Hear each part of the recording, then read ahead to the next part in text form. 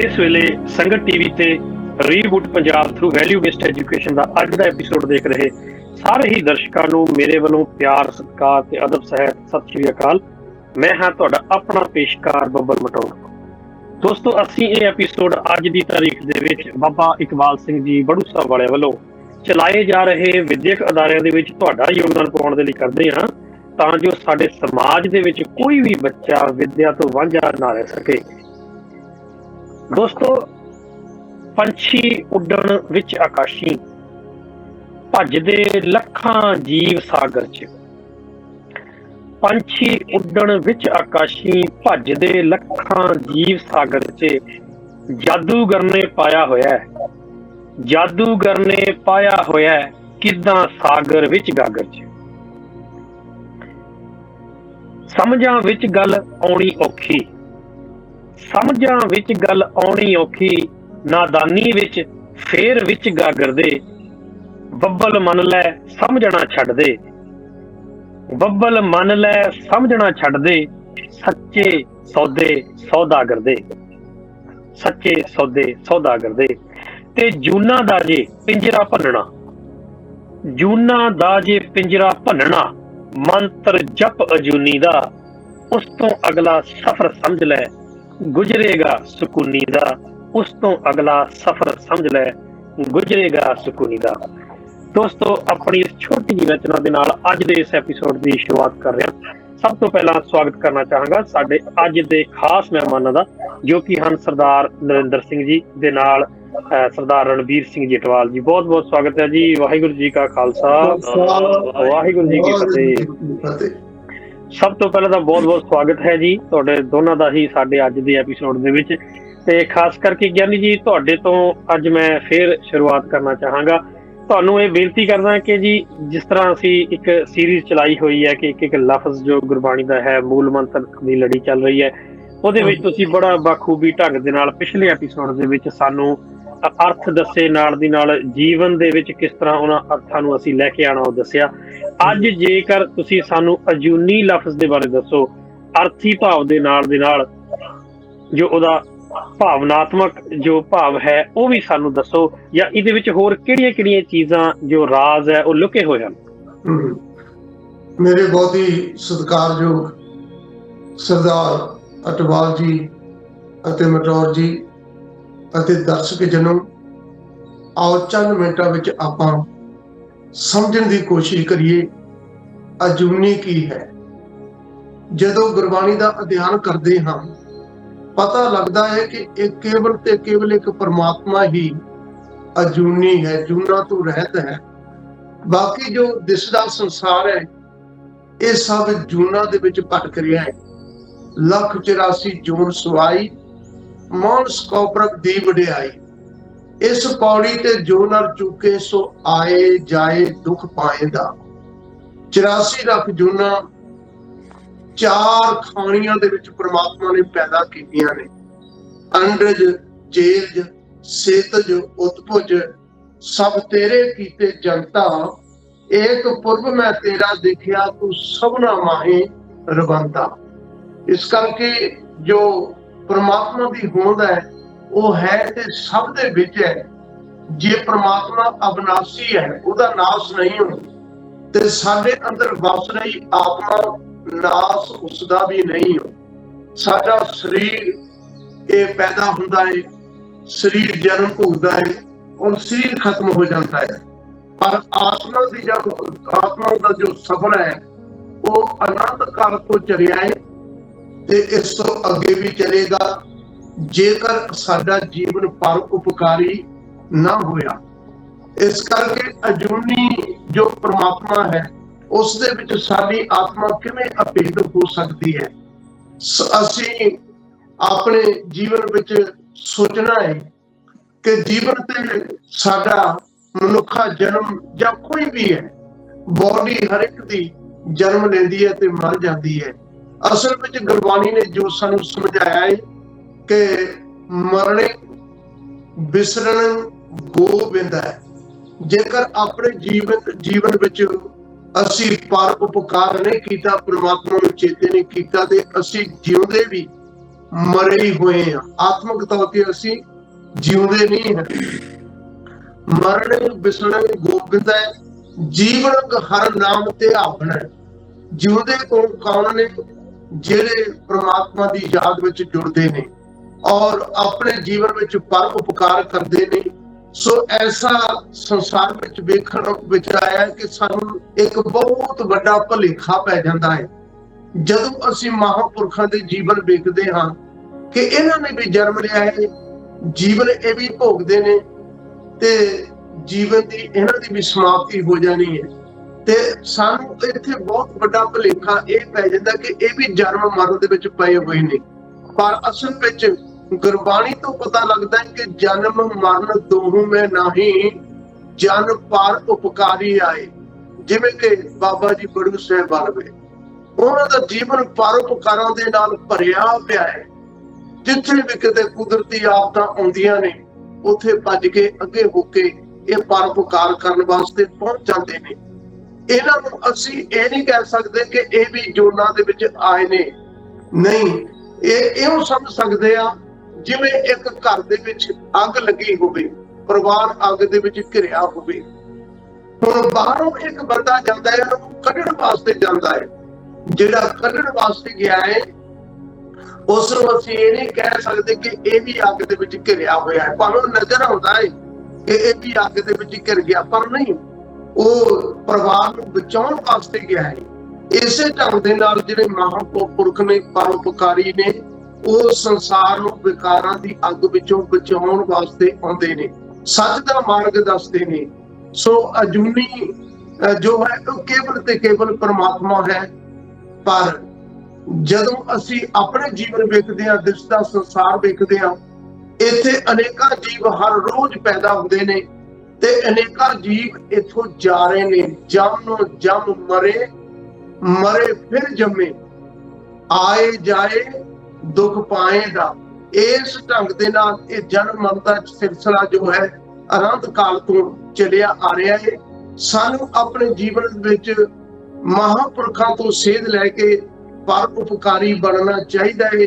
ਪਰ ਉਪਕਾਰ ਕੇਵਲ ਦੂਸਰਿਆਂ ਤੇ ਕਰ ਸਕਦੇ ਹਾਂ, ਆਪਣੇ ਤੇ ਤਾਂ ਪਰ ਉਪਕਾਰ ਅਸੀਂ ਜਿਹੜਾ ਕਰਨਾ ਉਹ ਕਰਦੇ ਹੀ ਹਾਂ। ਆਪਣੇ ਜੀਵਨ ਨੂੰ ਸਜਾਉਣ ਵਾਸਤੇ, ਆਪਣੇ ਜੀਵਨ ਦੇ ਨਿਰਵਾਹ ਵਾਸਤੇ ਦਿਨ ਰਾਤ ਮਿਹਨਤਾਂ ਕਰਦੇ ਹਾਂ। ਪਰ ਅਸਲ ਜੀਵਨ ਜੋ ਪਰਉਪਕਾਰੀ ਦਾ ਜੀਵਨ ਹੈ ਉਹ ਹੈ ਦੂਸਰਿਆਂ ਦੀ ਸੇਵਾ ਕਰਨੀ। ਵੇਖੋ ਬਾਬਾ ਜੀ ਦਿਨ ਰਾਤ ਉਹ ਸੇਵਾ ਵਿੱਚ ਲੱਗੇ ਹੋਏ ਨੇ, ਹਾਲਾਂਕਿ ਉਹਨਾਂ ਦਾ ਆਪਣਾ ਕੋਈ ਮਕਸਦ ਨਹੀਂ, ਦੂਸਰਿਆਂ ਦਾ ਪਰਉਪਕਾਰ ਕੇ ਇਹਨਾਂ ਦੇ ਜੀਵਨ ਬਣ ਜਾਣ, ਇਹ ਕਿਤੇ ਵਿਕਾਰਾਂ ਦੀ ਖਾਈ ਵਿੱਚ ਨਾ ਡਿੱਗਣ, ਵਿਕਾਰਾਂ ਦੀ ਅੱਗ ਵਿੱਚ ਨਾ ਸੜਨ। ਤੇ ਇਸ ਕਰਕੇ ਗੁਰਬਾਣੀ ਦੇ ਪ੍ਰਵਾਹ ਚਲਾ ਕੇ, ਗੁਰਬਾਣੀ ਦੇ ਅੰਮ੍ਰਿਤ ਦੇ ਨਾਲ ਮਨੁੱਖ ਦੇ ਮਨ ਨੂੰ ਠੰਡਾ ਠਾਰ ਕਰਦੇ ਨੇ। ਸੋ ਅਸੀਂ ਅਜੂਨੀ ਕਿਵੇਂ ਹੋ ਸਕਦੇ ਹਾਂ? ਗੁਰ ਕਿਰਪਾ ਜੇ ਨਰਕੋ ਕੀਨੀ, ਤੇ ਇਹ ਜੁਗਤ ਪਛਾਨੀ, ਨਾਨਕ ਲੀਨ ਭਇਓ ਗੋਬਿੰਦ ਸਿਓ ਜੋ ਪਾਣੀ ਸੰਗ। ਪਾਣੀ ਜਦੋਂ ਪਾਣੀ ਦੇ ਵਿੱਚ ਮਿਕਸ ਹੋ ਜਾਂਦਾ ਹੈ, ਜਿਤਨੇ ਵੀ ਦਰਿਆ ਵਗਦੇ ਨੇ, ਜਦੋਂ ਸਮੁੰਦਰ ਵਿੱਚ ਸਮਾ ਜਾਂਦੇ ਨੇ ਤੇ ਉਹ ਸਮੁੰਦਰ ਦਾ ਹੀ ਸਰੂਪ ਹੋ ਜਾਂਦੇ ਨੇ। ਜੀ ਬਿਲਕੁਲ ਜੀ, ਗਿਆਨੀ ਜੀ ਬਹੁਤ ਖੂਬ ਜੀ, ਤੁਸੀਂ ਬੜੇ ਵਧੀਆ ਐਗਜ਼ਾਮਪਲ ਦੇ ਕੇ ਸਾਨੂੰ ਸਮਝਾਇਆ। ਅਡਵਾਲ ਸਾਹਿਬ ਕੀ ਕਹਿਣਾ ਚਾਹੋਗੇ ਤੁਸੀਂ ਇਹਨਾਂ ਵਿਚਾਰਾਂ ਦੇ ਬਾਰੇ? ਇਹਨਾਂ ਨੇ ਮਹਾਂਪੁਰਸ਼ਾਂ ਦੀ ਗੱਲ ਵੀ ਕੀਤੀ ਹੈ ਕਿ ਜੇ ਹੋਰ ਮਹਾਂਪੁਰਸ਼ ਜਿਹੜੇ ਪਿਛਲੇ ਸਦੀ ਦੇ ਵਿੱਚ ਵੀ ਹੋਏ ਨੇ, ਉਹਨਾਂ ਦੇ ਜੀਵਨੀਆਂ ਵੀ ਜਦੋਂ ਅਸੀਂ ਪੜ੍ਹਦੇ ਹੈਗੇ ਆ, ਉਹਨਾਂ ਵਿੱਚੋਂ ਇੱਕ ਕਹਿ ਲਓ ਵੀ ਸੇਮ ਚੀਜ਼ਾਂ ਸਾਨੂੰ ਦੇਖਣ ਨੂੰ ਮਿਲਦੀਆਂ। ਇੱਕ ਚੀਜ਼ ਹੁੰਦੀ ਹੈ ਕਿ ਪਰਉਪਕਾਰ, ਹਨਾ ਜੀ, ਉਹਨਾਂ ਦੀ ਜ਼ਿੰਦਗੀ ਦੇ ਵਿੱਚੋਂ ਇੱਕ ਹਾਈਲਾਈਟ ਹੋ ਕੇ ਚੀਜ਼ ਆਉਂਦੀ ਹੈ, ਚਾਹੇ ਉਹ ਕਿਸੇ ਵੀ ਰੂਪ 'ਚ ਹੋਵੇ, ਚਾਹੇ ਉਹ 100 ਡਿਮੈਂਸ਼ਨਾਂ ਹੋਵੇ, ਉਹਦੀਆਂ 200 ਡਿਮੈਂਸ਼ਨਾਂ ਹੋਵੇ, ਪਰ ਉਹਦਾ ਰਿਜ਼ਲਟ ਇੱਕੋ ਹੀ ਹੁੰਦਾ ਆ, ਜਾਂ ਸ਼ੁਰੂਆਤ ਜਾਂ ਪਰਪਸ ਇੱਕੋ ਹੀ ਹੁੰਦਾ ਆ। ਤੁਸੀਂ ਕੀ ਕਹਿਣਾ ਚਾਹੋਗੇ ਜੀ? ਥੈਂਕ ਯੂ ਬੱਬਲ ਸਾਹਿਬ ਤੇ ਗਿਆਨੀ ਜੀ, ਬਹੁਤ ਹੀ ਵਧੀਆ ਭੂਮਿਕਾ ਤੁਸੀਂ ਬੰਨੀ ਆਪਣੀ ਕਵਿਤਾ ਦੇ ਨਾਲ, ਤੇ ਗਿਆਨੀ ਜੀ ਨੇ ਆਪਣਾ ਗੁਰਮਤਿ ਵਿਚਾਰ ਦੇ ਕੇ। ਗੁਰਬਾਣੀ 'ਚ ਇੱਕ ਲਾਈਨ ਆਉਂਦੀ ਹੈ, ਆਪੇ ਜੰਤੀ ਜੰਤ ਹੈ ਪਿਆਰਾ, ਜਨ ਨਾਨਕ ਵਜੇ ਵਜਾਇਆ। ਅਸੀਂ ਗੱਲ ਕਰਦੇ ਹਾਂ ਇਸ ਪ੍ਰੋਗਰਾਮ ਦੇ ਵਿੱਚ ਜਿਹੜਾ ਸਾਡਾ ਐਜੂਕੇਸ਼ਨ ਸਿਸਟਮ ਹੈ। ਐਜੂਕੇਸ਼ਨ ਸਿਸਟਮ ਦੇ ਵਿੱਚ ਅਸੀਂ ਬਹੁਤ ਜਿਹੜਾ ਅੱਜ ਕੱਲ੍ਹ ਵਿੱਦਿਆ ਦਾ ਢਾਂਚਾ ਉਹ ਤਰਕ ਦੇ ਉੱਤੇ ਹੀ ਹੈ ਕਿ ਹਰ ਇੱਕ ਚੀਜ਼ ਨੂੰ ਤਰਕ ਦੇ ਤਰਾਜੂ ਦੇ ਵਿੱਚ ਤੋਲਿਆ ਜਾਵੇ। ਜਦ ਤੱਕ ਉਹ ਤਰਕ ਦੇ ਵਿੱਚ ਖਰਾ ਨਹੀਂ ਉਤਰਦਾ ਤੇ ਉਹਨੂੰ ਵਿੱਦਿਆ ਹੀ ਨਹੀਂ ਮੰਨਿਆ ਜਾਂਦਾ। ਜਦ ਕਿ ਗੁਰੂ ਗ੍ਰੰਥ ਸਾਹਿਬ ਜੀ ਦੀ ਜੋ ਵਿਦਿਆ ਹੈ ਉਹ ਤਾਂ ਇੱਕ ਅਟਲ ਸੱਚਾਈ ਹੈ, ਇੱਕ ਗੋਸਪਲ ਟਰੁਥ, ਜਿਹਨੂੰ ਕਿ ਬਹੁਤ ਹੀ ਜ਼ਰੂਰੀ ਹੈ ਕਿ ਕੁਛ ਚੀਜ਼ਾਂ ਦਾ, ਜਿਨ੍ਹਾਂ ਚੀਜ਼ਾਂ ਦਾ ਨੁਕਸਾਨ ਹੀ ਕੁਛ ਨਹੀਂ ਹੈ, ਉਹਨਾਂ ਚੀਜ਼ਾਂ ਨੂੰ ਮੰਨ ਲੈਣ 'ਚ ਕੋਈ ਹਰਜ ਨਹੀਂ। ਜੇ ਇਨਸਾਨ ਮੰਨ ਕੇ ਚੱਲਦਾ ਕਿ ਹਾਂ ਭਾਈ, ਜਿਸ ਤਰ੍ਹਾਂ ਮੈਂ ਕਿਹਾ ਕਿ ਆਪੇ ਜੰਤੀ ਜੰਤ ਹੈ ਪਿਆਰਾ ਜਨ ਨਾਨਕ ਵਜੇ ਬਜਾਇਆ, ਬਹੁਤ ਵੱਡਾ ਭੇਦ ਹੈ ਇਹਦੇ ਵਿੱਚ ਕਿ ਸਾਡੇ ਹੱਥ ਵੱਸ ਵਿੱਚ ਕੁਛ ਵੀ ਨਹੀਂ ਹੈ। ਜੋ ਕੁਛ ਵੀ ਹੋ ਰਿਹਾ ਸਭ ਪਰਮਾਤਮਾ ਦੇ ਭਾਣੇ ਦੇ ਵਿੱਚ ਹੋ ਰਿਹਾ, ਪਰਮਾਤਮਾ ਦੇ ਕੰਟਰੋਲ ਦੇ ਵਿੱਚ ਹੋ ਰਿਹਾ। ਸਾਨੂੰ ਸਿਰਫ ਇੰਨਾ ਹੀ ਸਮਝਣਾ ਹੈ ਕਿ ਸਾਡੀ ਜੋ ਹਸਤੀ ਹੈ ਉਹ ਕੁਛ ਵੀ ਨਹੀਂ ਹੈ। ਇੱਕ ਨਾਮ ਦੇ ਨਾਲ ਪਿਆਰ ਕਰਨਾ, ਪਰਮਾਤਮਾ ਦੀ ਹਸਤੀ ਨੂੰ ਜਾਣਨਾ ਤੇ ਉਹਦੇ ਨਾਲ ਪਿਆਰ ਕਰਨਾ, ਹਰ ਚੀਜ਼ ਦੇ ਵਿੱਚ ਪਰਮਾਤਮਾ ਦੇ ਅੰਸ਼ ਨੂੰ ਦੇਖਣਾ। ਸੋ ਜਦੋਂ ਅਸੀਂ ਇਹਨਾਂ ਚੀਜ਼ਾਂ ਦਾ ਨੁਕਸਾਨ ਕੋਈ ਨਹੀਂ ਹੈ, ਇਹ ਮੰਨਣਾ ਕਿ ਹਾਂ ਇਸ ਯੂਨੀਵਰਸ ਨੂੰ ਇੱਕ ਤਾਕਤ ਚਲਾ ਰਹੀ ਹੈ ਜਿਹਦਾ ਕੋਈ ਅੰਤ ਨਹੀਂ, ਪਰ ਅਸੀਂ ਪੁੱਠੇ ਪਾਸੇ ਨੂੰ ਹੁਣ ਉਹਦਾ ਅੰਤ ਪਾਉਣ ਚੱਲ ਪਈਏ ਕਿ ਜਦ ਕਿ ਸਾਨੂੰ ਧਰਮ ਗ੍ਰੰਥ ਸਿੱਧਾ ਇਹੋ ਗਿਆਨ ਦਿੰਦੇ ਨੇ ਕਿ ਭਾਈ ਉਹਦਾ ਅੰਤ ਅਸੀਂ ਪਾ ਹੀ ਨਹੀਂ ਸਕਦੇ। ਲੱਖਾਂ ਯੁੱਗਾਂ ਯੁੱਗ ਪਤਾ ਨਹੀਂ ਕਿੰਨੀਆਂ ਅਸੀਂ ਹੋਰ ਸਾਡੇ ਜੀਵਨ ਹੋ ਜਾਣ, ਪਰ ਉਹ ਅੰਤ ਨਹੀਂ ਪਾਇਆ ਜਾ ਸਕਦਾ। ਪਰ ਇਹ ਹੈ ਕਿ ਜੋ ਕੁਛ ਵੀ ਹੈ ਉਹ ਪਰਮਾਤਮਾ ਜੋ ਉਹਨਾਂ ਦੀ ਦਇਆ ਦ੍ਰਿਸ਼ਟੀ ਦੇ ਅੰਦਰ ਹੀ ਕੰਟਰੋਲ ਦੇ ਵਿੱਚ ਸਭ ਕੁਛ ਵਾਪਰਦਾ ਹੈ। ਤੇ ਇਸ ਚੀਜ਼ ਨੂੰ ਸਮਝ ਲੈਣਾ ਕਿ ਜੋ ਵੀ ਇਹ ਸ੍ਰਿਸ਼ਟੀ ਹੈ ਸਾਜਨਹਾਰਾ ਉਹਨੂੰ ਕੰਟਰੋਲ ਕਰ ਰਿਹਾ ਹੈ, ਅਸੀਂ ਸਿਰਫ ਇਹਦਾ ਆਨੰਦ ਲੈਣਾ ਹੈ। ਇੱਕ ਇਨਸਾਨ ਨੂੰ ਦੂਸਰੇ ਇਨਸਾਨ ਦੇ ਨਾਲ ਪਿਆਰ ਕਰਨਾ ਹੈ, ਇੱਕ ਇਨਸਾਨ ਨੇ ਦੂਸਰੇ ਇਨਸਾਨ ਦਾ ਦਰਦ ਵੰਡਣਾ ਹੈ, ਸਹਾਇਤਾ ਕਰਨੀ ਹੈ, ਗਰੀਬ ਨੂੰ ਉੱਪਰ ਚੱਕਣਾ ਹੈ। ਸੋ ਜਦੋਂ ਸਮਾਜ ਦੇ ਵਿੱਚ ਇਹ ਵੈਲਿਊਜ਼ ਇੱਕ ਤਰ੍ਹਾਂ ਦਾ ਐਕਸੈਪਟੇਬਲ ਸਾਰਿਆਂ ਨੂੰ ਹੋ ਜਾਏ ਕਿ ਇਹ ਵੈਲਿਊਜ਼ ਬਹੁਤ ਜ਼ਰੂਰੀ ਨੇ, ਤੇ ਸਮਾਜ ਦਾ ਰੁਖ ਹੀ ਬਿਲਕੁਲ ਉਹਦਾ ਅੰਦਾਜ਼ ਹੀ ਅਲੱਗ ਹੋ ਜਾਂਦਾ ਹੈ। ਸੋ ਅੱਜ ਸਾਡਾ ਜਿਹੜਾ ਪ੍ਰੋਗਰਾਮ ਹੈ ਉਹ ਵੈਲਿਊ ਬੇਸਡ ਐਜੂਕੇਸ਼ਨ ਦੇ ਨਾਲ, ਕਿਸ ਤਰ੍ਹਾਂ ਗੁਰਮਤ ਗਿਆਨ ਦੇ ਨਾਲ, ਗੁਰੂ ਗ੍ਰੰਥ ਸਾਹਿਬ ਜੀ ਦੇ ਗਿਆਨ ਦੇ ਨਾਲ ਕਿਸ ਤਰ੍ਹਾਂ ਅਸੀਂ ਅੱਜ ਕੱਲ੍ਹ ਦਾ ਵਿਦਿਅਕ ਢਾਂਚੇ ਦੇ ਰਾਹੀਂ ਗੁਰਮਤ ਦਾ ਗਿਆਨ ਆਪਣੇ ਆਉਣ ਵਾਲੀ ਜਨਰੇਸ਼ਨ ਨੂੰ ਦੇ ਸਕਦੇ ਹਾਂ, ਤੇ ਕਿਸ ਤਰ੍ਹਾਂ ਕਲਗੀਧਰ ਟਰੱਸਟ, ਬਾਬਾ ਇਕਬਾਲ ਸਿੰਘ ਜੀ ਜੋ ਕਿ ਸੰਤ ਅਤਰ ਸਿੰਘ ਜੀ ਮਹਾਰਾਜ, ਉਹ ਤੋਂ ਬਾਅਦ ਸੰਤ ਤੇਜਾ ਸਿੰਘ ਜੀ ਮਹਾਰਾਜ ਦਾ ਚਲਾਇਆ ਹੋਇਆ ਇੱਕ ਮਿਸ਼ਨ ਕਿਸ ਬਖੂਬੀ ਦੇ ਨਾਲ ਉਸ ਨੂੰ ਨਿਭਾ ਰਹੇ ਹਨ, ਤੇ ਉਹਨਾਂ ਲੱਖਾਂ ਸੰਗਤਾਂ ਉਹਨਾਂ ਦਾ ਫਾਇਦਾ ਉਠਾ ਰਹੀਆਂ ਹਨ। ਸੋ ਅੱਜ ਦਾ ਸਾਡਾ ਜਿਹੜੀ ਅਸੀਂ ਵੈਲਿਊਜ਼ ਦੀ ਅਸੀਂ ਲੈ ਕੇ ਅੱਜ ਦਾ ਸੀਗਾ ਕਿ ਅਜੂਨੀ, ਕਿ ਇੱਕ ਸਿੱਖ ਪ੍ਰਮਾਤਮਾ ਹੀ ਐਸਾ ਹੈ ਜੋ ਕਿ ਇਹ ਜੂਨਾਂ ਦੇ ਚੱਕਰ ਤੋਂ ਬਾਹਰ ਹੈ। ਦੂਸਰਾ ਅਸੀਂ ਇਹ ਪੁਆਇੰਟ ਦੇਖਦੇ ਹਾਂ ਕਿ ਇਹ ਇੱਕ ਨਹੀਂ ਹਜ਼ਾਰਾਂ ਹੀ ਉਦਾਹਰਨਾਂ ਨੇ ਗੁਰੂ ਗ੍ਰੰਥ ਸਾਹਿਬ ਦੇ ਵਿੱਚ ਕਿ ਆਹ ਜੀਵਨ ਹੈ ਭਈ ਪ੍ਰਾਪਤ ਮਾਨੁਖ ਦੇਵਰੀਆ ਗੋਬਿੰਦ ਮਿਲਣ ਕੀ ਤੇਰੀ ਵਰੀਆ, ਕਿ ਆਹ ਤੁਹਾਨੂੰ 84 ਲੱਖ ਜੂਨਾਂ ਤੋਂ ਬਾਅਦ ਆਹ ਜੀਵਨ ਮਿਲਿਆ ਹੈ, ਤੁਹਾਡੀ ਵਾਰੀ ਆਈ ਆ, ਜਿਹਦੇ ਵਿੱਚ ਤੁਸੀਂ ਇੱਕ ਬਹੁਤ ਵੱਡਾ ਜਿਹੜਾ ਰਾਜ ਹੈ, ਬਹੁਤ ਵੱਡਾ ਇੱਕ ਗਿਆਨ ਹੈ, ਬਹੁਤ ਹੀ ਵੱਡੀ ਇੱਕ ਪਿਆਰ ਦੀ ਗੇਮ ਹੈ ਜਿਹੜੀ ਖੇਲ ਕੇ ਪਰਮਾਤਮਾ ਦੇ ਵਿੱਚ ਇੱਕ ਮੁੱਖ ਹੋ ਸਕਦੇ ਹੋ। ਸੋ ਇਸ ਦਾ ਗਿਆਨ ਵੀ ਜਿਹੜਾ ਕਿ ਮੈਂ ਦੇਖਦਾ ਜਿਹੜਾ ਆਪਣਾ ਅੱਜ ਕੱਲ੍ਹ ਦਾ ਵਿਦਿਅਕ ਢਾਂਚਾ ਹੈ ਇਹਨਾਂ ਚੀਜ਼ਾਂ ਦੇ ਉੱਤੇ ਬਹੁਤ ਹੀ ਘੱਟ, ਜਿਸ ਚੀਜ਼ ਨੂੰ ਮੰਨਣ ਦੇ ਵਿੱਚ ਕੋਈ ਨੁਕਸਾਨ ਨਹੀਂ, ਕਿਉਂਕਿ ਜਿੰਨੇ ਵੀ ਕਾਨੂੰਨ ਬਣਾਏ ਨੇ ਸਰਕਾਰਾਂ ਦੇ ਕਾਨੂੰਨ ਨੇ, ਜੋ ਵੀ ਹੁਣ ਦੇਖੋ ਜੇਲਾਂ ਭਰੀਆਂ ਪਈਆਂ ਨੇ, ਉਹਨਾਂ ਦੇ ਨਾਲ ਸਾਡਾ ਕਿੰਨਾ ਇੱਕ ਇਨਸਾਨ ਦੂਸਰੇ ਇਨਸਾਨ ਦਾ ਵੈਰੀ, ਕਤਲੋ ਗਾਰਤ, ਕ੍ਰਾਈਮ ਕਿੰਨਾ ਵੱਧ ਗਿਆ, ਝੂਠ, ਹੇਰਾ ਫੇਰੀ ਜੋ ਵੀ ਹੈ। ਕਲਯੁਗ ਕਹਿੰਦੇ ਕਿ ਕਲਯੁਗ ਹੈ, ਕਲਯੁਗ ਦੀਆਂ ਨਿਸ਼ਾਨੀਆਂ, ਸੋ ਇਹ ਕਲਯੁਗ ਵੀ ਹੁਣ ਇਹ ਵੀ ਉਹਦੀ ਰਜਾ ਦੇ ਵਿੱਚ ਹੀ ਹੈ। ਪਰ ਗੁਰਪ੍ਰਸਾਦੀ ਜਿਨ੍ਹਾਂ ਲਿਵ ਲੱਗੀ ਤੇ ਨਹੀਂ ਵਿੱਚੇ ਮਾਇਆ ਪਾਇਆ, ਇਹਨਾਂ ਸਾਰੀਆਂ ਬੁਰਾਈਆਂ, ਸਾਰੀਆਂ ਕੁਰੈਤਾਂ, ਕਮੀਆਂ ਹੋਣ ਦੇ ਬਾਵਜੂਦ ਵੀ ਜਿਹਦੀ ਪਰਮਾਤਮਾ ਦੇ ਨਾਲ ਲਿਵ ਲੱਗ ਗਈ, ਉਹ ਹਰ ਹਾਲਾਤ ਦੇ ਵਿੱਚ ਇਸ ਜਿਹੜਾ ਜੀਵਨ ਮਰਨ ਦਾ ਚੱਕਰ ਹੈ ਇਹਦੇ ਵਿੱਚੋਂ ਬਾਹਰ ਆ ਸਕਦਾ। ਇਹ ਵਿਦਿਆ ਜਿਹੜੀ ਇਹ ਵਿਦਿਆ ਅੱਜ ਕੱਲ੍ਹ ਸਕੂਲਾਂ ਦੇ ਵਿੱਚ ਨਹੀਂ ਸਿਖਾਈ ਜਾ ਰਹੀ। ਮੈਂ ਨਹੀਂ ਕਹਿ ਰਿਹਾ ਕਿ ਅਸੀਂ ਬਹੁਤ ਹੀ ਵੱਡਾ ਕੋਈ ਐਸਾ ਕਾਰਨਾਮਾ ਕਰ ਦਿੱਤਾ, ਅਸੀਂ ਸਿਰਫ ਇੱਕ ਕਲਗੀਧਰ ਟਰੱਸਟ ਨੇ ਜੋ ਇੱਕ ਮਿਸ਼ਨ ਨੂੰ ਇੱਕ ਪ੍ਰਾਇਓਰਟੀ ਦੇ ਦਿੱਤੀ ਹੈ ਕਿ ਭਾਈ ਵਿਦਿਆ ਗੁਰੂ ਗ੍ਰੰਥ ਸਾਹਿਬ ਜੀ ਦੀ ਵਿਦਿਆ ਤੋਂ ਬਿਨਾਂ ਅਧੂਰੀ ਹੈ। ਸਿੱਖੀ ਮਾਰਗ ਇੱਕ ਇਸ ਤਰ੍ਹਾਂ ਦਾ ਮਾਰਗ ਹੈ ਜੋ ਪਰਮਾਤਮਾ ਨੇ ਆਪ ਆ ਕੇ 10 ਜਾਮਿਆਂ ਦੇ ਵਿੱਚ ਆਪਣੇ ਉੱਤੇ ਸਾਰੇ ਦੁੱਖ ਹੰਢਾ ਕੇ ਇੱਕ ਤਰ੍ਹਾਂ ਦਾ ਸਾਨੂੰ ਸਮਝਾਉਣ ਦੀ ਕੋਸ਼ਿਸ਼ ਕੀਤੀ ਹੈ। ਸੋ ਬਹੁਤ ਅਸੀਂ ਸਖਤ ਤਾੜਨਾ ਕੀਤੀ ਹੈ ਕਿ ਜਿਨ ਹਰ ਹਿਰਦੇ ਨਾਮ ਨਾ ਵਸਿਓ ਤਿਨ ਮਾਤ ਕੀਜੇ ਹਰ ਵਾਂਝਾ। ਇੱਥੇ ਤੱਕ ਕਿਹਾ ਕਿ ਜਿਹਦੇ ਦਿਲ ਦੇ ਵਿੱਚ ਨਾਮ ਦੇ ਪ੍ਰਤੀ, ਪਰਮਾਤਮਾ ਦੇ ਪ੍ਰਤੀ, ਮਾਨਵਤਾ ਦੇ ਪ੍ਰਤੀ, ਜੋ ਵੀ ਹੈ ਕਾਇਨਾਤ ਹੈ, ਇਸ ਦੇ ਪ੍ਰਤੀ ਪਿਆਰ ਨਹੀਂ ਪੈਦਾ ਹੁੰਦਾ, ਉਹਦੇ ਨਾਲ ਤਾਂ ਵਧੀਆ ਹੁੰਦਾ ਕਿ ਉਸ ਮਾਂ ਦੀ ਕੁੱਖ ਵਾਂਝੀ ਰਹਿ ਜਾਂਦੀ। ਦੇਖੋ ਕਿੱਡੀ ਬੜੀ ਤਾੜਨਾ ਕੀਤੀ ਹੈ ਗੁਰਬਾਣੀ ਦੇ ਵਿੱਚ, ਤੇ ਇਹ ਐਡੀ ਬੜੀ ਵਿਦਿਆ ਜਿਹੜਾ ਕਿ ਕਿਸੇ ਸਕੂਲ ਦੇ ਵਿੱਚ ਕਿਸੇ ਪਾਸੇ ਵੀ ਸਿਖਾਈ ਨਹੀਂ ਜਾਂਦੀ। ਸੋ ਕਲਗੀਧਰ ਟਰੱਸਟ ਦਾ ਇਹ ਉਪਰਾਲਾ ਹੈ ਕਿ ਕਿਸੇ ਨਾ ਕਿਸੇ ਤਰ੍ਹਾਂ ਬਚਪਨ ਤੋਂ ਹੀ ਬੱਚਿਆਂ ਨੂੰ ਇਸ ਵਿਦਿਆ ਦੇ ਨਾਲ ਜੋੜ ਦਿੱਤਾ ਜਾਵੇ, ਕਿਉਂਕਿ ਇਹ ਤੇ ਜਿਸ ਤਰ੍ਹਾਂ ਤੁਸੀਂ ਕਿਹਾ ਕਿ ਇੱਕ ਸਾਗਰ ਨੂੰ ਗਾਗਰ ਦੇ ਵਿੱਚ ਬੰਦ ਕਰਨ ਵਾਲੀ ਗੱਲ ਹੈ। ਹਰ ਇੱਕ ਇਨਸਾਨ ਦੀ ਆਪਣੀ ਆਪਣੀ ਸਮਰੱਥਾ ਹੈ।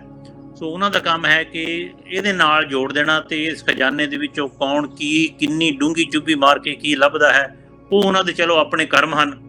ਪਰ ਜੇ ਇਸ ਪਾਸੇ ਤੋਂ ਹਰ ਇੱਕ ਆਤਮਾ ਨੂੰ ਵਾਂਝਿਆ ਰੱਖਿਆ ਜਾਵੇ ਤਾਂ ਉਹ ਫਿਰ ਵਾਕਿਆ ਹੀ ਕਲਯੁਗ ਦਾ ਜਿਹੜਾ ਨਰਕ ਹੈ ਤੇ ਘੋਰ ਅੰਧਾਰ ਦੇ ਵਿੱਚ ਉਹ ਅੱਗੇ ਤੋਂ ਅੱਗੇ ਧੱਸਦਾ ਹੀ ਜਾਏਗਾ ਤੇ ਚੋਂ ਨਿਕਲਣਾ ਬੜਾ ਮੁਸ਼ਕਲ ਹੋ ਜਾਏਗਾ। ਫਿਰ 84 ਲੱਖ ਜੂਨ ਤੋਂ ਬਾਅਦ ਫਿਰ ਤੁਹਾਨੂੰ ਇਹ ਮੌਕਾ ਮਿਲੇਗਾ ਜੀ। ਸਾਡੇ ਅੱਜ ਦੇ ਪ੍ਰੋਗਰਾਮ ਦਾ ਜੋ ਮੇਨ ਮਕਸਦ ਹਮੇਸ਼ਾ ਦੀ ਤਰ੍ਹਾਂ ਇਹੋ ਹੀ ਹੁੰਦਾ ਹੈ ਕਿ ਜੋ ਇਹ ਕਲਗੀਧਰ ਟਰੱਸਟ ਨੇ ਇੱਕ ਬਹੁਤ ਹੀ ਵਧੀਆ ਉਪਰਾਲਾ ਕਰਕੇ ਇੱਕ ਐਸੀ ਵਿੱਦਿਆ ਦਾ ਮੁੰਡ ਵੱਜਿਆ ਹੈ ਕਿ ਜਿਹਦੇ ਵਿੱਚ ਤੁਸੀਂ ਇਸ ਜਨਮ ਮਰਨ ਦੇ ਗੇੜ ਦੇ ਵਿੱਚੋਂ ਨਿਕਲਣ ਦਾ ਉਪਰਾਲਾ ਕਰ ਸਕਦੇ ਹੋ ਜੀ।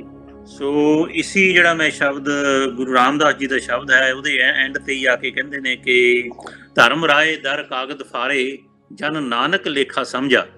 ਸੋ ਇਸ ਵਿੱਦਿਆ ਦਾ ਮਤਲਬ ਇਹੀ ਹੈ ਕਿ ਅਸੀਂ ਕੋਈ ਇਸ ਤਰ੍ਹਾਂ ਦਾ ਕਾਰਨਾਮਾ ਕਰ ਚੱਲੀਏ, ਕਿਉਂਕਿ ਆ ਸਾਨੂੰ ਜਿਹੜੀ ਮਨੁੱਖਾ ਦੇਹ ਮਿਲੀ ਹੈ ਇਹਦੇ ਵਿੱਚ ਕੋਈ ਇਸ ਤਰ੍ਹਾਂ ਦਾ ਕਾਰਨਾਮਾ, ਇਸ ਤਰ੍ਹਾਂ ਦੀ ਕੁਰਬਾਨੀ, ਇਸ ਤਰ੍ਹਾਂ ਦੀ ਕੋਈ ਪਿਆਰ ਦੀ ਖੇਲ ਅਸੀਂ ਖੇਲ ਜਾਈਏ ਕਿ ਜਦੋਂ ਧਰਮ ਰਾਏ ਤੇ ਜਾ ਕੇ ਸਾਡਾ ਲੇਖਾ ਜੋਖਾ ਹੋਣਾ ਤੇ ਉਹ ਤੁਹਾਨੂੰ ਦੇਖ ਕੇ ਕਹਦੇ ਕਿ ਭਾਈ ਤੁਹਾਡੇ ਕਾਗਜ਼, ਤੁਹਾਡਾ ਹਿਸਾਬ ਕਿਤਾਬ ਖਤਮ ਆ, ਕਾਗਜ਼ ਪਾੜੇ, ਤੁਸੀਂ ਜਨਮ ਮਰਨ ਤੋਂ ਮੁਕਤ ਹੋ।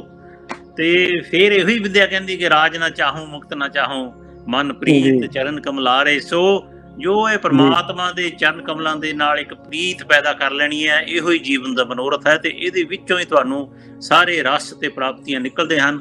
ਮਹਾਂਪੁਰਖਾਂ ਦੀ ਸਭ ਤੋਂ ਵੱਡੀ ਨਿਸ਼ਾਨੀ ਹੁੰਦੀ ਹੈ ਕਿ ਮਹਾਂਪੁਰਖ ਤੁਹਾਨੂੰ ਇਹਨਾਂ ਉਲਝਣਾਂ ਚੋਂ ਕੱਢ ਲੈਂਦੇ ਨੇ, ਤੁਹਾਨੂੰ ਇਸ ਤਰ੍ਹਾਂ ਦੇ ਕੋਈ ਬਚਨ ਦੇ ਜਾਂਦੇ ਨੇ ਜੀ,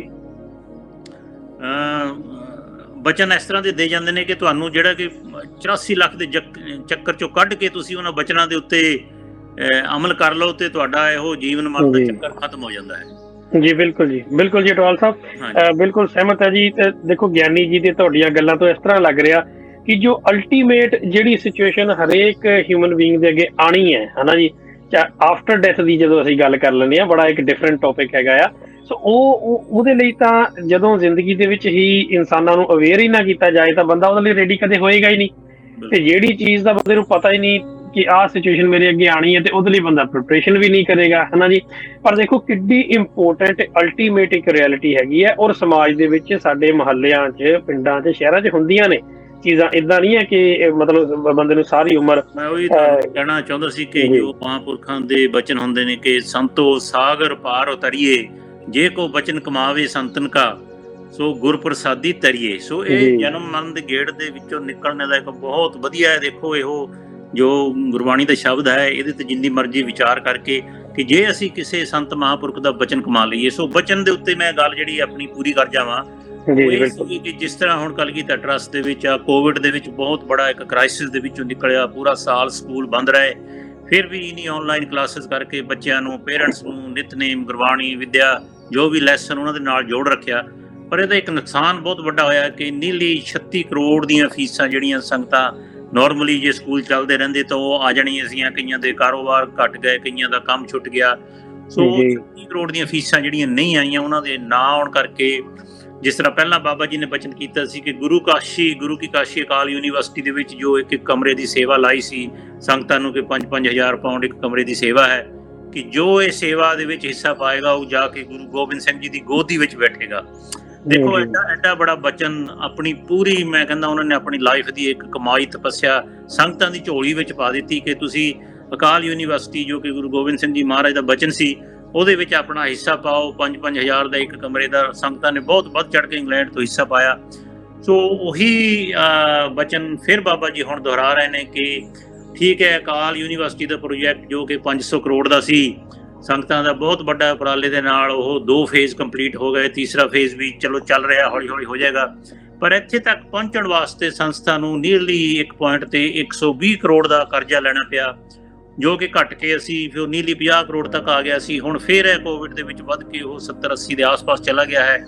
ਸੰਗਤਾਂ ਨੂੰ ਹੁਣ ਬਾਬਾ ਜੀ ਵੱਲੋਂ ਫਿਰ ਖਾਸ ਬੇਨਤੀ ਹੈ, ਪਿਛਲੇ ਹਫ਼ਤੇ ਵੀ ਗੱਲ ਹੋਈ ਸੀ, ਕੱਲ੍ਹ ਵੀ ਗੱਲ ਹੋਈ ਸੀ, ਤਾਂ ਬਾਬਾ ਜੀ ਵੱਲੋਂ ਬੇਨਤੀ ਹੈ ਕਿ ਇਸ ਵਾਰ ਫਿਰ ਥੋੜ੍ਹਾ ਉਦਮ ਕਰਕੇ, ਠੀਕ ਹੈ ਤੁਸੀਂ ਬੱਚੇ ਸਪਾਂਸਰ ਕਰ ਰਹੇ ਹੋ, ਉਹ ਤੇ ਤੁਹਾਡੀ ਡੋਨੇਸ਼ਨ ਬੱਚਿਆਂ ਦੀ ਪੜ੍ਹਾਈ ਤੇ ਲੱਗ ਜਾਂਦੀ ਹੈ, ਪਰ ਇਸ ਤਰ੍ਹਾਂ ਦੀਆਂ ਜਿਹੜੀਆਂ ਹਾਲਾਤ ਪੈਦਾ ਹੋ ਜਾਂਦੇ ਨੇ ਜਿਹਦੇ ਵਿੱਚ ਸੰਸਥਾ ਦੀ ਹੋਰ ਕੋਈ ਕਿਸੇ ਪਾਸਿਓਂ ਸਰਕਾਰੀ ਜਾਂ ਕਿਸੇ ਹੋਰ ਪੰਥਕ ਸੰਸਥਾ ਵੱਲੋਂ ਕੋਈ ਵੱਡੇ ਲੈਵਲ ਤੇ ਕੋਈ ਸਹਾਇਤਾ ਨਹੀਂ ਹੈ, ਸਿਰਫ ਸੰਗਤਾਂ ਦੇ ਸਹਿਯੋਗ ਦੇ ਉੱਤੇ ਹੀ ਡਿਪੈਂਡੈਂਟ ਹੈ।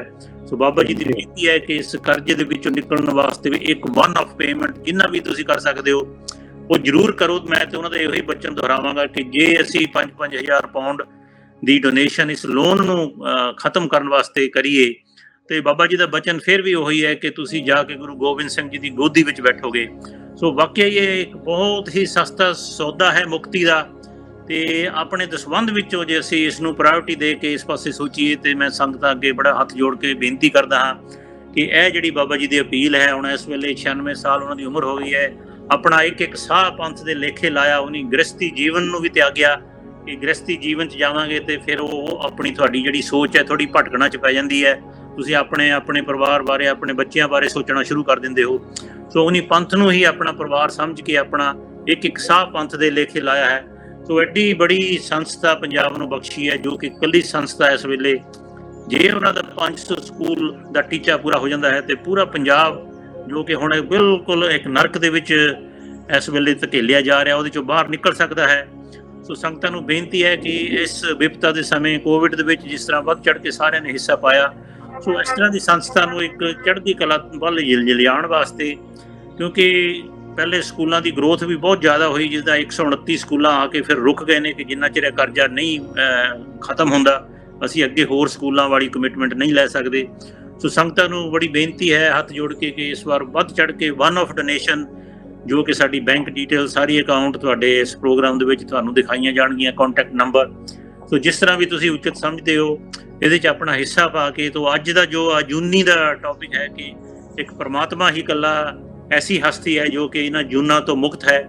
ਸੋ ਅਸੀਂ ਵੀ ਇਹਨਾਂ ਜੂਨਾਂ ਤੋਂ ਮੁਕਤ ਹੋਣ ਵਾਸਤੇ ਜੇ ਅਸੀਂ ਇੱਕ ਇਹ ਕਾਰਾ ਕਰ ਲਈਏ, ਆਪਣੇ ਦਸਵੰਧ ਵਿੱਚੋਂ 5-5 ਹਜ਼ਾਰ ਦਾ ਅਸੀਂ ਡੋਨੇਸ਼ਨ, ਸਿਰਫ ਇੱਕ ਜਿਹੜਾ ਲੋਨ ਇਸ ਵੇਲੇ 70-80 ਕਰੋੜ ਦਾ ਲੋਨ 9-10% ਵਿਆਜ ਦੇ ਉੱਤੇ, ਬਹੁਤ ਵੱਡਾ ਇੱਕ ਡਰੇਨ ਹੈ ਉਹ ਆਰਗੇਨਾਈਜੇਸ਼ਨ ਦੇ ਉੱਤੇ, ਜਿਹੜਾ ਕਿ ਗਰੀਬ ਬੱਚਿਆਂ ਦੀ ਪੜ੍ਹਾਈ ਦੇ ਉੱਤੇ ਪੈਸਾ ਜਾ ਸਕਦਾ ਉਹ ਵਿਆਜ ਦੇ ਵਿੱਚ ਜਾ ਰਿਹਾ ਹੈ। ਸੋ ਇਹਦੇ 'ਚ ਸੰਗਤਾਂ ਅੱਗੇ ਬੇਨਤੀ ਹੈ ਕਿ ਜਿੰਨਾ ਵੀ ਵੱਧ ਚੜ੍ਹ ਕੇ ਤੁਸੀਂ ਵਨ ਆਫ ਡੋਨੇਸ਼ਨ ਕਰ ਸਕਦੇ ਹੋ ਉਹ ਪਲੀਜ਼ ਇਸ ਅਪੀਲ ਨੂੰ ਕਬੂਲ ਕਰੋ, ਤਾਂ ਕਿ ਅਸੀਂ ਬਾਬਾ ਜੀ ਨੂੰ ਇੱਕ ਉਹਨਾਂ ਦੇ ਸੁਪਨਾ ਜੋ ਹੈ ਉਹਦੀ ਖੁਸ਼ੀ ਪ੍ਰਦਾਨ ਕਰ ਸਕੀਏ ਤੇ ਉਹਨਾਂ ਦਾ ਇੱਕ ਬਚਨ ਕਮਾ ਸਕੀਏ। ਜੀ ਇਹ ਬੇਨਤੀ ਹੈ ਜੀ। ਬਿਲਕੁਲ ਜੀ। ਅਟਵਾਲ ਸਾਹਿਬ, ਤੁਸੀਂ ਸੁਪਨੇ ਦੀ ਗੱਲ ਕੀਤੀ ਹੈ, ਅਪੀਲ ਦੀ ਗੱਲ ਵੀ ਕੀਤੀ ਹੈ, ਮੈਸੇਜ ਤੁਸੀਂ ਬਾਬਾ ਜੀ ਦਾ ਜੋ ਬੜਾ ਇੰਪੋਰਟੈਂਟ ਮੈਸੇਜ, ਆਈ ਥਿੰਕ ਬੜੀ ਦੇਰ ਬਾਅਦ ਬਾਬਾ ਜੀ ਨੇ ਇਸ ਤਰ੍ਹਾਂ ਦਾ ਕੋਈ ਮੈਸੇਜ ਬੜੂ ਸਾਹਿਬ ਵਾਲਿਆਂ ਨੇ ਦਿੱਤਾ ਹੈਗਾ ਸੰਗਤ ਦੇ ਨਾਮ।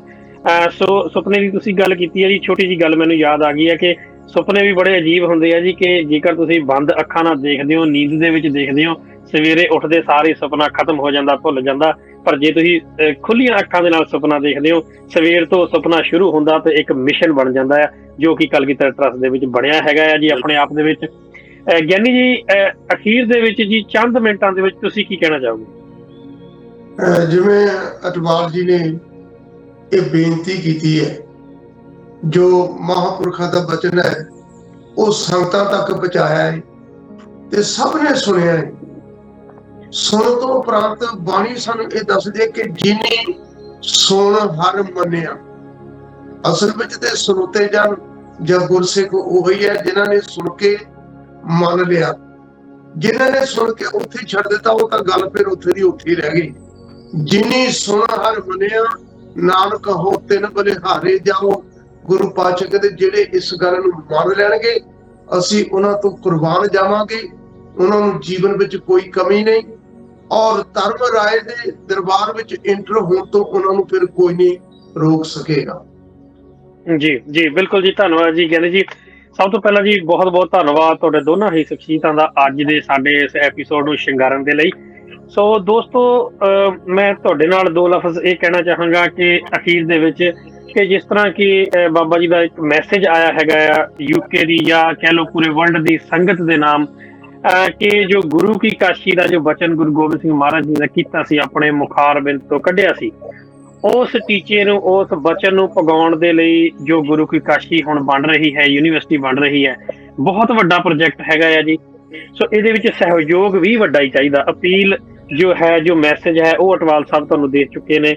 ਸੋ ਮੈਨੂੰ ਉਮੀਦ ਹੈ ਤੁਸੀਂ ਇਹਦੇ ਤੇ ਅਮਲ ਕਰੋਗੇ ਤੇ ਤੁਸੀਂ ਕਿਸੇ ਵੀ ਤਰ੍ਹਾਂ ਦੀ ਤੁਹਾਡੀ ਕੁਐਰੀ ਹੈਗੀ ਹੈ, ਪ੍ਰਸ਼ਨ ਹੈਗਾ ਆ, ਕੁਝ ਪੁੱਛਣਾ ਹੈਗਾ ਆ ਤੁਸੀਂ, ਤਾਂ ਤੁਸੀਂ ਬੇਝਿਜਕ ਸਾਨੂੰ ਕਹਿ ਲਓ ਵੀ ਸਾਡੇ ਟੀਵੀ ਸਕਰੀਨ ਤੇ ਆ ਰਹੇ ਕੰਟੈਕਟ ਨੰਬਰ ਤੇ ਵੈਬਸਾਈਟ ਰਾਹੀਂ ਸਾਡੇ ਨਾਲ ਕੰਟੈਕਟ ਕਰ ਸਕਦੇ ਹੋ। ਸੋ ਉਮੀਦ ਹੈ ਤੁਹਾਨੂੰ ਅੱਜ ਦਾ ਐਪੀਸੋਡ ਚੰਗਾ ਲੱਗੇਗਾ, ਤੇ ਇਸ ਵਾਰ ਸਾਨੂੰ ਦਿਓ ਇਜਾਜ਼ਤ। ਅੱਜ ਦੇ ਐਪੀਸੋਡ 'ਚ ਇੰਨਾ ਹੀ, ਸਮਾਂ ਹੁਣ ਜ਼ਿਆਦਾ ਇਜਾਜ਼ਤ ਨਹੀਂ ਦੇ ਰਿਹਾ।